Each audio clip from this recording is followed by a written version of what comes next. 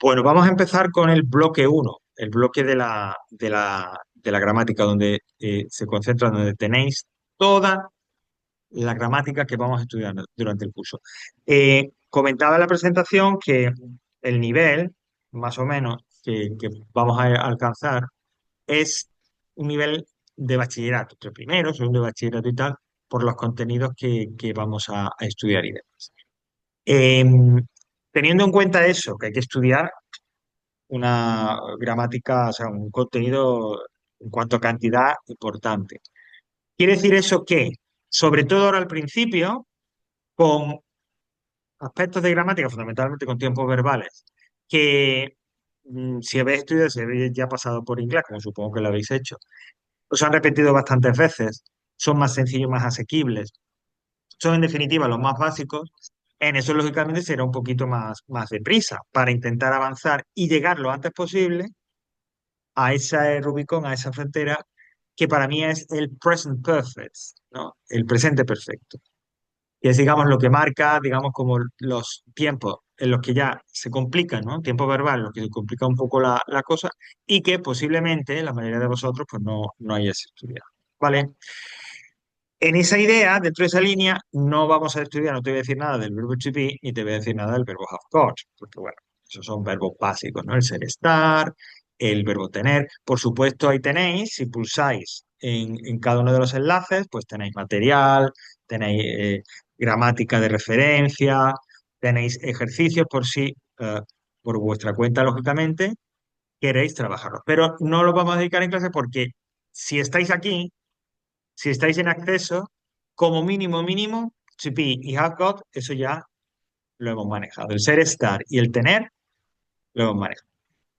El tercero, el que dice order of the sentence in English, tampoco nos vamos a detener mucho, pero aquí sí me gustaría hacer una referencia, hablar de algo. ¿Por qué? Porque lo vamos a utilizar, esto o lo que la base, el principio básico que os voy a contar ahora con respecto al orden de la frase, es algo que yo voy a estar repitiendo constantemente, que además es básico a la hora de redactar un texto, ¿vale? Así que bueno, vamos a que sea mencionarlo y demás. Yo pulso y me lleva directamente a esta ficha de demás. Bueno, ¿qué es lo importante de aquí? Para no detenernos mucho. Mirad, las frases afirmativas y negativas, que fundamentalmente cualquier texto en inglés, vaya de lo que vaya, se va a basar en frases afirmativas o negativas, es decir, que vais a tener que escribir frases afirmativas y negativas.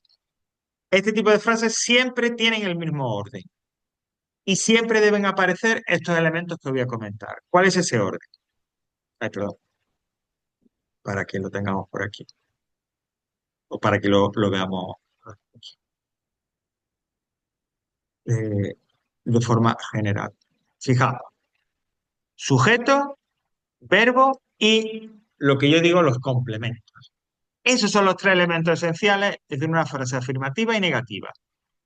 Sujeto, el verbo, la afirmación o negación, y luego todo lo demás, el resto de información que proporcione la frase, que es lo que yo, porque sí, en general llamo complemento. Aquí, bueno, te lo especifican un poquito más y eso, pero tampoco es necesario. Esta estructura, este orden base de sujeto, verbo y complemento en la afirmación y la negación, eso hay que grabarlo a fuego. Porque cuando hagáis el examen, el ejercicio uno, la frase tiene que ser sujeto, verbo, complemento. Cuando escribáis frases para hacer el texto, será sujeto, verbo, complemento. E incluso para resolver los otros ejercicios, el hecho de saber que la frase afirmativa o negativa es sujeto, verbo, complemento, os va a ayudar.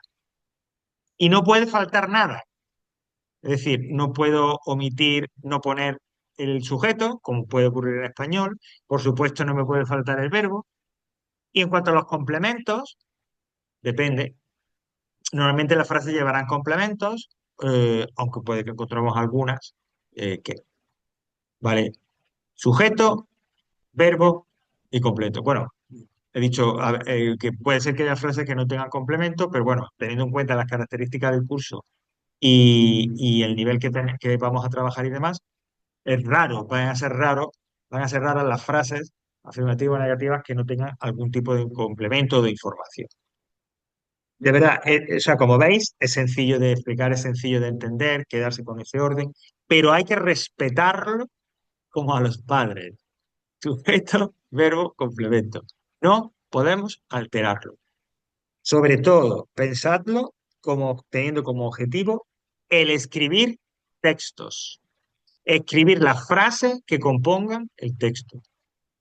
Porque toda aquella frase que no, afirmativa o negativa, que no siga este esquema, estará mal y te la darán por mal y será algo negativo dentro de la corrección del texto. ¿Vale? Bueno, pues de eso va un poco esta ficha y tal, ¿no?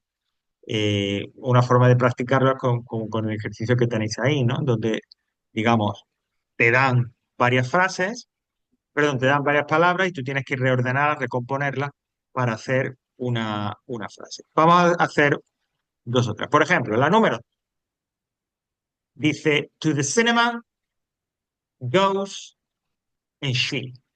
Bueno, pues siguiendo el principio de sujeto, verbo, complemento, ¿cómo debería quedar esa frase? He goes to the She cinema. goes, she goes to the cinema. Sujeto, she. Verbo, goes. Complementos, to the cinema. Responde perfectamente a esa estructura, a ese esquema. ¿Vale? O, por ejemplo, la G, la que dice, go mad to the gym and doesn't. Sujeto, verbo, complemento. ¿Qué pondríamos de sujeto?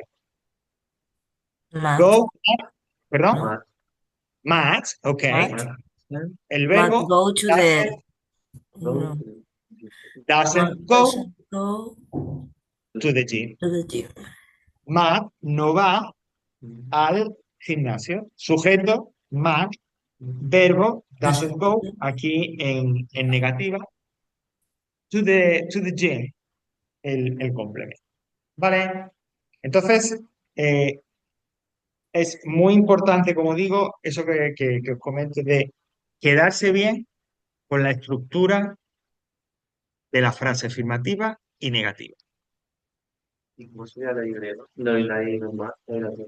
Will you to school tomorrow, no? ¿Cuál es la frase, Javi? Ah, la I. Sí.